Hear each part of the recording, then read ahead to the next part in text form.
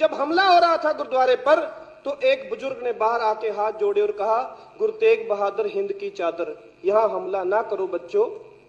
उन्होंने उसको देखा और पकड़कर उसको आग लगा दी।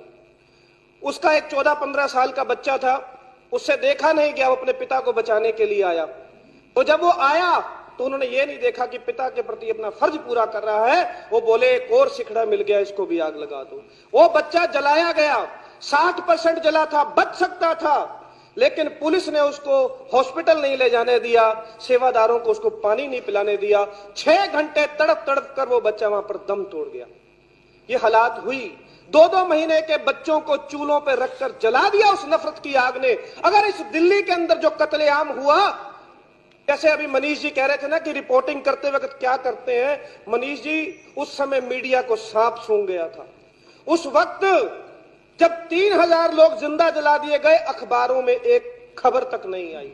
जेसिका लाल कांड हो जाता है तो 10-10 साल तक खबर चलती है, लेकिन एक खबर एक अखबार में नहीं आई कि इतने लोग मार दिए गए हैं। अध्यक्ष महोदय, हम एक बहुत प्राउड कम्युनिटी से आते हैं। जब मैं डिफेंस कॉरेस्पॉन्डेंट था, मुझे रक्षा मंत्री ए.के. एंटनी के साथ जब ये अपना सुनामी आई थी तो जाने का मौका मिला। हम लोग अंडमान निकोबार में, कार निकोबार में हमारा इंडियन एयरफोर्स का बेस, वहां में गया था। वापस आते वक्त हम लोग सेलुलर जेल देखने गए। मैं सेलुलर जेल देखने गया तो सेलुलर जेल में जो काल कोठड़ियां हैं, जहां हमारे स्वतंत्रता सेनानियों की जिंदगियां गल गई, मैंने जाके देखा तो मैंने उनकी दीवारों पे नाम पढ़ने शुरू किए। जब नाम पढ़ने शुरू किए तो मेरे सीना गर्व से फूलने लगा कि उसमें कम से कम नहीं तो सिख और पंजाबियों के 50% नाम थे। हमने कुर्बानियां की हैं, लेकिन मैं इसलिए कहना चाहता हूं कि एक दर्द है, एक पीड़ा है, कहीं ना कहीं वो बार बार उठती है। कभी कहते हैं पंजाब में ये हो जाएगा, कभी कहते हैं यार ये मसला क्यों उठ रहा है। ये दर्द है, इसको समझना पड़ेगा।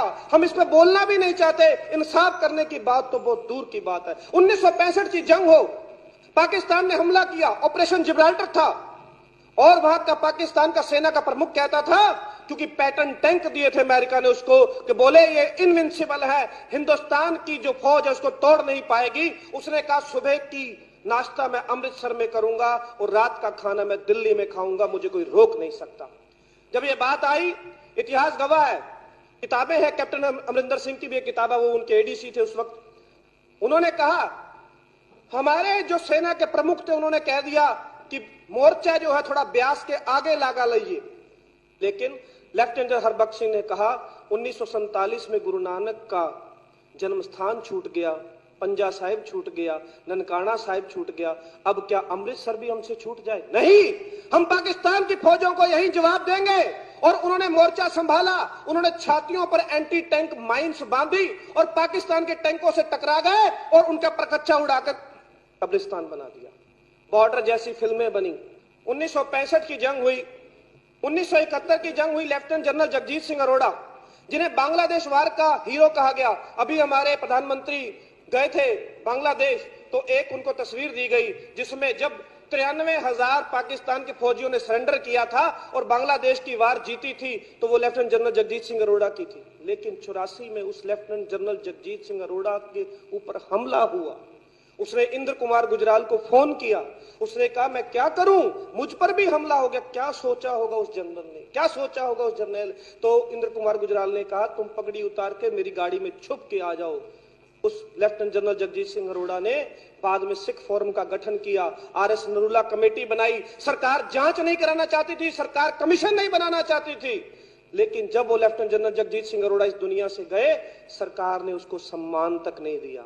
ये कांग्रेसी सरकारों का ऐसा व्यवहार था उस हीरो के लिए। मैं कहना चाहता हूं कि 84 का कत्लेआम हुआ, ये दंगा नहीं था, ये नरसंहार था, ये हिंदू और सिख नहीं लड़े थे, ये सरकारी कत्लेआम था।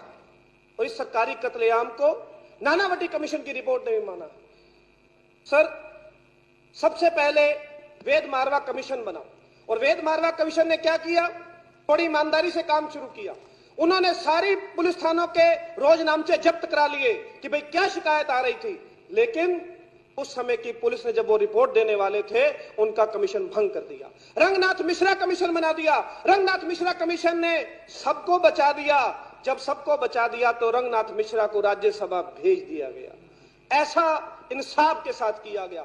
आमोद कंठ जैसे लोग जिन्होंने उस वक्त एक ग्रुप कैप्टन थे एयरफोर्स के, वो अपने परिवार को बचाने के लिए बाहर आए, उसकी गिरफ्तारी की तो आमोद कंठ को राष्ट्रपति से वीरता पुरस्कार दिलवा दिया गया, जो अभी अदालत ने 3 साल पहले कहा कि शर्मनाक है। बात यह नहीं कि मारे गए, बात यह नहीं कि इंसाफ नहीं हुआ, बात यह है कि दोयम दर्जे का नागरिक होने का एहसास कराया गया। मुझे खुशी है, मैं राजनीति में नहीं आना चाहता था, लेकिन अरविंद केजरीवाल